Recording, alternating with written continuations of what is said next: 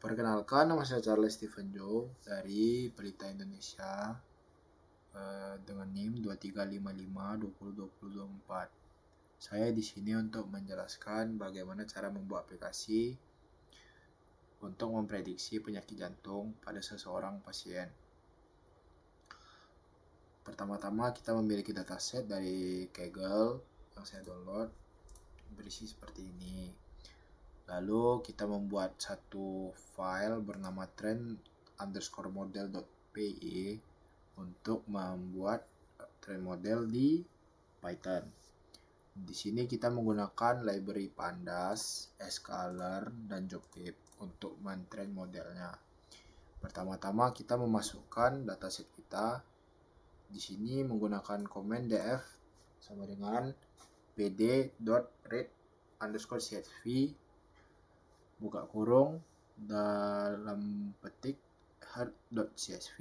Di sini disimpan ke variabel df. Kemudian kita men-encode label untuk chestband type. Di sini kita me-encode label untuk chestband type ini ke dalam file bernama chest_pen_encoded.pkl. Ini digunakan untuk membuat aplikasinya nanti. Sama halnya dengan REST-ECG dan ST-Slope. Kemudian kita menggunakan one hot encoding untuk kolom kategori lainnya. Di sini digunakan pd_get_dummies. pd_get_dummies ini digunakan untuk mengkonversi semua bilangan numerik kategorik menjadi numerik. Lalu di sini kita memisahkan fitur dan target untuk di train model. Di sini variabel x berisikan dataset kita yang sudah di-encode. Di sini di drop kolom heart disease yang digunakan untuk fiturnya, dan kita buat axis 1. Kemudian variabel y sama seperti tadi, namun kita memilih targetnya heart disease karena ini yang kita pakai sebagai target. Lalu kita men-split data. Split data di sini memisahkan si x dan y-nya menjadi trend dan test. Di sini saya menggunakan ini. Kemudian di test, ini test size-nya 0,2, random state-nya 42. Kemudian kita melatih model. Kita menggunakan random forest sebagai model untuk memprediksinya. Di sini komennya seperti ini. Lalu kita setelah sudah selesai semuanya, maka kita akan menyimpan model dan daftar nama fiturnya ke dalam file model_rf dan feature.pkl. Sintak ini digunakan ketika kita menjalankan ini, maka jika berhasil, maka dia akan membuat ini. Di sini ini adalah file-file yang tadi kita sudah encode. Ini, dan ini. Kemudian setelah train modelnya sudah selesai, kita membuat satu file baru bernama app.py. Di sini adalah langkah-langkah kita untuk membuat aplikasi dari Python dengan fitur TK intern. Di sini kita menggunakan library TK intern. Ini digunakan untuk membuat model GUI ke dalam prediksi kita dalam bahasa Python. Saya menggunakan library Joblib juga dan NumPy. Di sini kita meload semua model yang telah buat di train model tadi ke dalam model future encoder CP, encoder ECG, encoder slope. Kemudian kita membuat setup GUI-nya karena kita ingin aplikasi kita berbentuk aplikasi. Jadi kita tidak memprediksi melalui platform lain. Jadi kita memprediksi dari aplikasi yang kita punya. Di sini nih saya menambahkan limit untuk umur, resting BP, kolesterol, dan max HR agar tidak lebih dari segini. Karena ini Jika lebih dari segini maka tidak mungkin.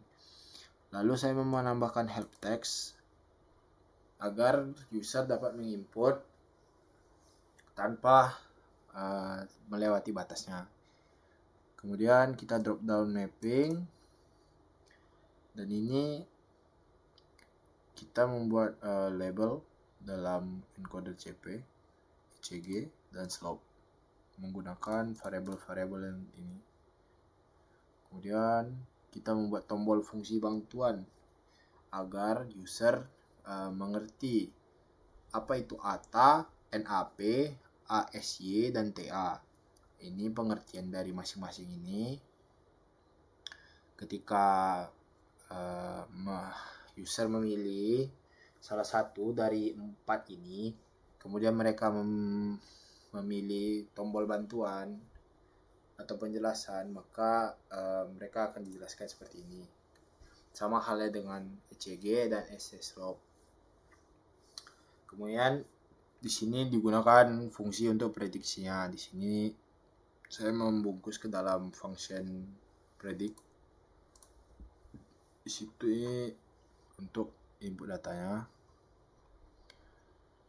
Ini variabel input data yang berisikan nanti di input oleh user. Di sini dibungkus ke dalam F future-nya, widget, entries. Di sini if drop down field selected label widget fall down field selected label. Ini jika si feature di dalam drop down field diselect, maka akan dimasukkan ke dalam variabel file. Jika file tidak ada, maka si value-nya akan error kan. Jadi kita akan memaksa si user untuk memilih lagi. Sama halnya dengan ini. Kemudian jika user menginput lebih dari yang kita setting, maka dia akan membuat si function ini menjadi error dan si user harus menginputnya ulang lagi. Di sini kita men-set si old pick ini tidak boleh lebih dari 6. Kenapa ini? Karena si old pick ini memiliki model biner koma. Jadi si old pick ini harus dibuat seperti ini agar tidak lebih dari inputan yang seharusnya dilakukan. Kemudian di sini input datanya. Kemudian di sini result dari semua yang diinput oleh user. Jika iya, maka dia akan menampilkan beresiko. Jika tidak, satu itu tidak, 0 itu iya, maka tidak beresiko. Kemudian muncullah hasil prediksinya. Jika mereka tidak sesuai inputannya, maka akan keluar seperti ini. Di sini untuk form GUI-nya, maka ini untuk judul, header. Kemudian untuk form inputnya, di sini drop down list segala macam. Di sini CSV type dengan tombol bantuan. Jika si user ingin diminta bantuan untuk pengertian dari CSV type, resting ECG, dan SS slope. Kemudian jika sudah, maka dia akan bisa dijalankan. Kemudian jika ingin dibuat menjadi aplikasi, maka kita akan menjalankan command prompt agar dia menjadi Excel. Jika selesai, maka hasilnya akan seperti ini.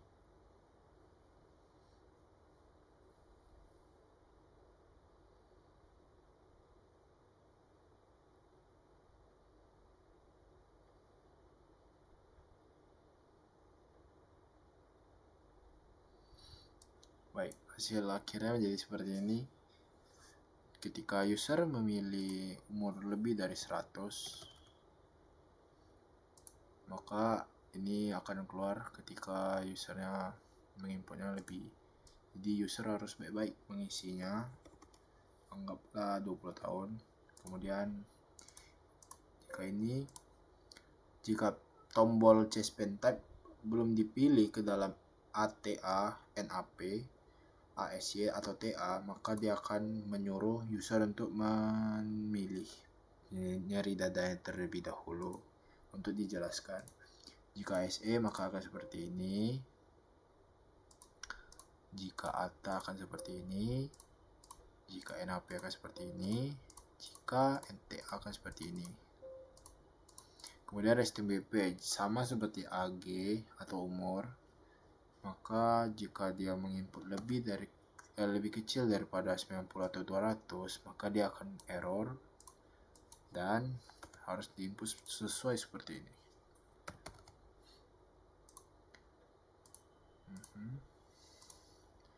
Ini sama seperti JSPen type, mereka harus dipilih dulu baru ada. Jika tidak ada. Kemudian detak jantung sama ini ya. Ini ST slope nih sama seperti yang tadi, dia harus butuh dipilih ketika user itu memiliki gangguan yang sama. Jadi seperti ini. Ya betul. Oke, kemudian jenis kelamin, kemudian angin ketika olahraga. Jika seperti ini dia akan beresiko, dan jika tidak